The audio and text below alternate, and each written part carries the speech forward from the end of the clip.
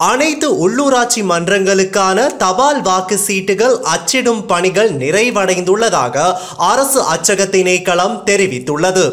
அதற்கமைய குறித்த தபால் வாக்கு சீட்டுகள் தேர்தல் ஆணைக்குழுவிடம் ஒப்படைக்கப்பட்டுள்ளதாக அரசு அச்சக அதிகாரி பிரதீப் புஷ்பகுமார் தெரிவித்துள்ளார்.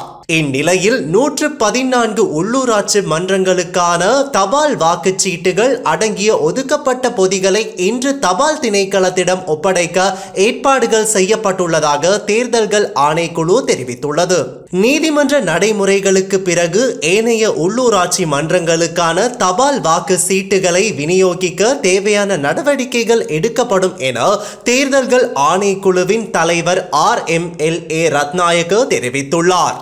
இதேவேளை உள்ளூராட்சி மன்ற தேர்தல் தொடர்பான பதிவு செய்யப்பட்ட தபால் வாக்குச்சீட்டுகள் அடங்கிய பொதிகளை பெறுவதற்கான அனைத்து ஏற்பாடுகளும் தயார்படுத்தப்பட்டுள்ள நிலையில் தற்போது அவற்றை பொறுப்பேற்கும் பணிகள் முன்னெடுக்கப்பட்டுள்ளதாக தபால் மா அதிபர் ருவன் சத்குமார் தெரிவித்துள்ளார். அத்தோடு தொடர்புடைய தபால் சீட்டு விநியோக நடவடிக்கைகள் நாளை ஆரம்பமாகும் என தெரிவித்தார்.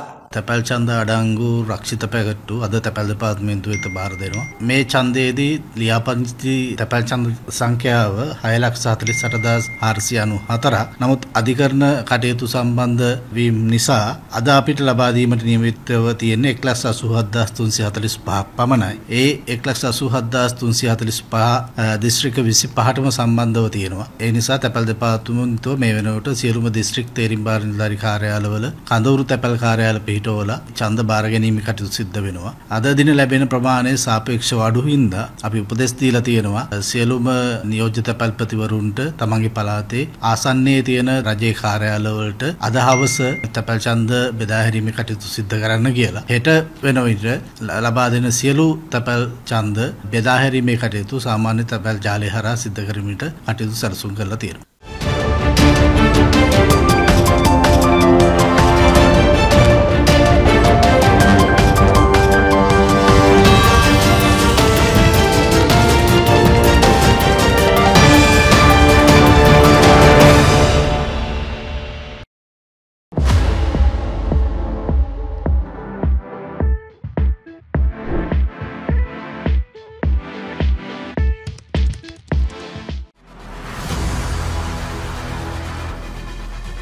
இலங்கையின் முதல் நிலை முதற்தர செய்தி வழங்குனர் வீரகேசரியின் குறும் தகவல் செய்திகளை உடனுக்குடன் தமிழில் பெற்றுக்கொள்ள டயலாக் வலையமைப்பிலிருந்து REG இடைவெளி வீக்கி என்று பதிவிட்டு 87-960 என்ற எண்ணுக்கு குறுஞ்செய்தி ஒன்றை அனுப்புங்கள்.